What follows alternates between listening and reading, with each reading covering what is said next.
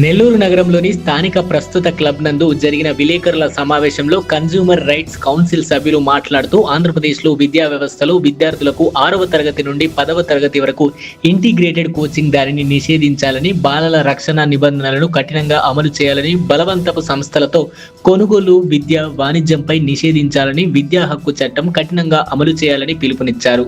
ఈ కార్యక్రమంలో ముజీర్, జిల్లా అధ్యక్షుడు అష్ఫాక్, మొహమ్మద్ అతాహర్, గీతా కృష్ణ తదితరులు పాల్గొన్నారు. అందరికీ నమస్కారము. నా పేరు Ashfaq Hasan, consumer right council Nellore జిల్లా ప్రెసిడెంట్ని. మా నేషనల్ ప్రెసిడెంట్ వికాస్ పాండే గారు మరియు మా తెలంగాణ ప్రెసిడెంట్ ముజీర్ గారి సహకారంతో ఈరోజు మేము ఒక కార్యక్రమాన్ని చేపడుతున్నాం. దీన్ని విజయవంతం చేసే వరకు మేము పోరాడుతూనే ఉంటాము. ఈ కార్యక్రమం ఏంటి అంటే, అయ్యా, ఒక స్కూల్ని ఏర్పాటు చేసే దానికి కొన్ని నిబంధనలు ఉంటాయి. స్కూలు ఇంత ఆవరణలో ఉండాలా, అలాగే దానికి ఒక ప్లే గ్రౌండ్ ఉండాలా, ప్రతి క్లాస్ రూమ్కి ఇన్ని గ్రిల్స్ అని ఉండాలా, మరియు ప్రతి బిడ్డకి కనీసం 6 నుంచి 8 స్క్వేర్ ఫీట్ల స్థలాన్ని ఆ రూమ్లో చూపించాలా, ఒక క్లాస్ రూమ్కి ఇంతమంది స్ట్రెంత్ ఉండాలా అని చెప్పి రకరకాల నామ్స్ ఉంటాయి. కానీ వీటి అన్నిటినీ పట్టించుకోకపోగా ఇదంతా పక్కన పెడితే, కొత్తగా ఈ మధ్య కాలంలో 6వ తరగతి నుంచి 10వ తరగతి వరకు ఐఐటి, జేఈఈ, నీట్ అని చెప్పి రకరకాల పేర్లతో అధిక ఫీజులు వసూలు చేస్తూ ఈ సౌకర్యాలన్నీ కల్పించకపోగా పిల్లల మీద మానసిక ఒత్తిడితో పాటు తమ ఆరోగ్యాన్ని సైతం కోల్పోయే పరిస్థితి కనబడుతుంది. 1, తన భవిష్యత్తు కోల్పోతున్నారు. 2, తమ ఆరోగ్యాన్ని కూడా కోల్పోతున్నారు. అయ్యా, నేను ఈ మీడియా మాధ్యమం ద్వారా, మేము కన్స్యూమర్ రైట్ కౌన్సిల్ అనే మేము ఈ మీడియా మాధ్యమం ద్వారా ఒక్కటే తెలియజేస్తున్నాం. ఎడ్యుకేషనల్ ఇన్స్టిట్యూషన్స్ ఎవరైతే నడుపుతున్నారో వాళ్ళు బిజినెస్ పరంగా ఆలోచించకుండా, బిజినెస్ లాగా ఆలోచించకుండా, విద్యాలయంగా, ఆలయం అంటే ఒక దేవాలయం, విద్యాలయం, ఈ విద్యాలయం లాగా పిల్లలందరినీ వాళ్ళ భవిష్యత్తుని తీర్చిదిద్దాలని చెప్పేసి అదే ధోరణిలో వాళ్ళు కూడా పని చేయాలని చెప్పి ఆశిస్తూ ఈ విషయాలన్నిటినీ మేము ఇంతటితో ఆపబోము. సంతకాల సేకరణ చేసింది కాకుండా డిస్ట్రిక్ట్ ఎడ్యుకేషనల్ ఆఫీసర్ వద్దకి కూడా మనం ఈ విషయాల్ని తీసుకొని పోతాము. అలాగే కలెక్టర్ గారి దృష్టికి కూడా ఈ విషయాలన్నింటినీ తీసుకుపోతాము. ఈ ఉద్యమాన్ని ఇంతటితో స్టార్ట్ చేసి విజయం సాధించే వరకు మేమంతా పనిచేస్తామని ఈ మీడియా మాధ్యమం ద్వారా తెలియజేస్తున్నాను.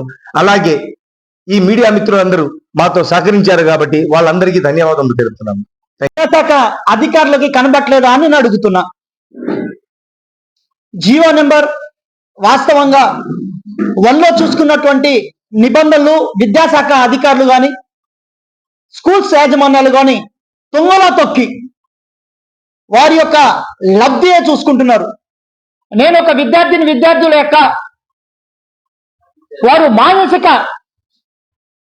ఇబ్బందుల్ని తీసుకొని వారికి కూడా కావాల్సినటువంటి అది ఆరోగ్యపరమైనటువంటి, ఆహ్లాదకరమైనటువంటి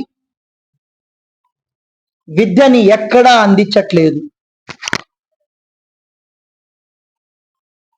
రాష్ట్ర ముఖ్యమంత్రి వర్యులని, అదేవిధంగా విద్యాశాఖకు సంబంధించినటువంటి గౌరవనీయులైనటువంటి నారా లోకేష్ గారిని నేను అడిగేది, అయ్యా, నేటి బాలలే రేపటి పౌరులు, యువత దిశా నిర్దేశం చేస్తారని మీరు మాట్లాడుతున్నటువంటి మాటలలో ఒక విద్యాశాఖకు సంబంధించినటువంటి మీరు మంత్రివర్యులు కాబట్టి ఈ యొక్క జీవో, ప్రభుత్వం విడుదల చేసినటువంటి జీవో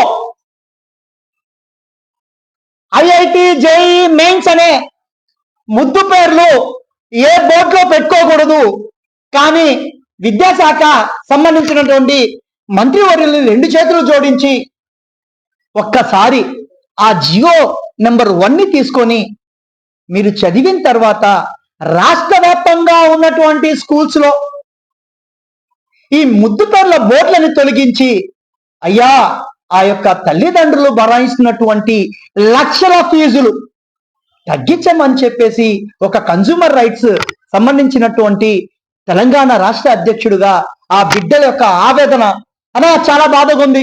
1వ క్లాస్ నుంచి స్టార్ట్ చేస్తారు దండుకోవడం, 5వ క్లాస్ నుంచి 10వ క్లాస్ వరకు ఐఐటి జేఈ మెయిన్స్ నీట్ ఆ సబ్జెక్ట్ రాయాల్సినప్పుడు intermediate first year second year చదువుకున్న తర్వాత ఆ నీట్ ఎగ్జామ్ కో జేఈ మెయిన్ ఎగ్జామ్ కో రాయాలా. వీళ్ళకి 5th క్లాస్ నుంచే మీరు ఏం బోధిస్తున్నారని చెప్పి ముద్దు పేర్లు పెట్టి ఇన్ని లక్షలు దండేస్తున్నారు. మీ కంటికి రాజకీయంగా చూసుకుంటే మీకు ఓట్లేస్తున్నటువంటి వారందరికీ కూడా ఆ తల్లిదండ్రులకి సహాయం చేయాల్సిన అవసరం మీకు ఉంది. కాబట్టి నారా లోకేష్ గారు ముఖ్యంగా చెప్పాలి అంటే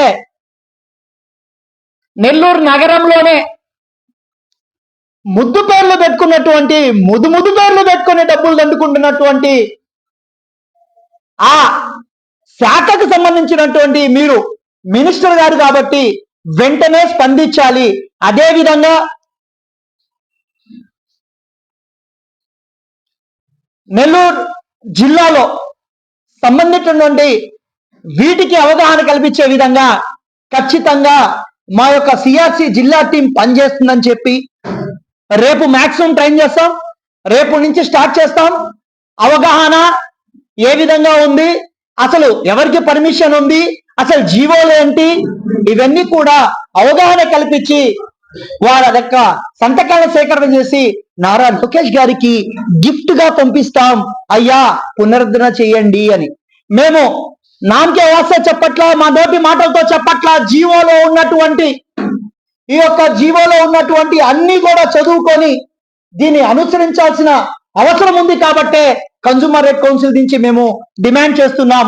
ఎందుకంటే మీరు చూడండి, అందరికీ ఒకటి చెప్తున్నా, చిన్న కిరాణా కొట్టుకి వెళ్తే కందిపప్పు ఇంతని రాస్తారు, అవునా? చిన్న ఎక్కడికి వెళ్ళినా హోటల్కి వెళ్ళినా దోశ ఇంతని రాస్తారు. అరే జీవితాలని బాగుపరిచేటప్పుడు మీరు ఎందుకయ్యా హైలైట్ చేసి ఫీజు ఇంత అని రాయట్లేదని నేను అడుగుతున్నా.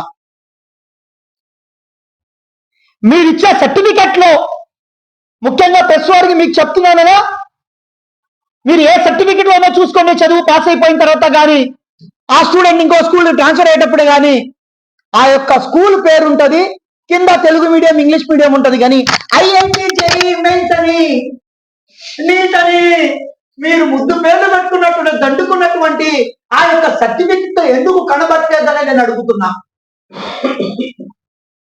అంటే జీవోల ప్రకారం చూసుకుంటే అది తప్పు అని తెలిసినా కూడా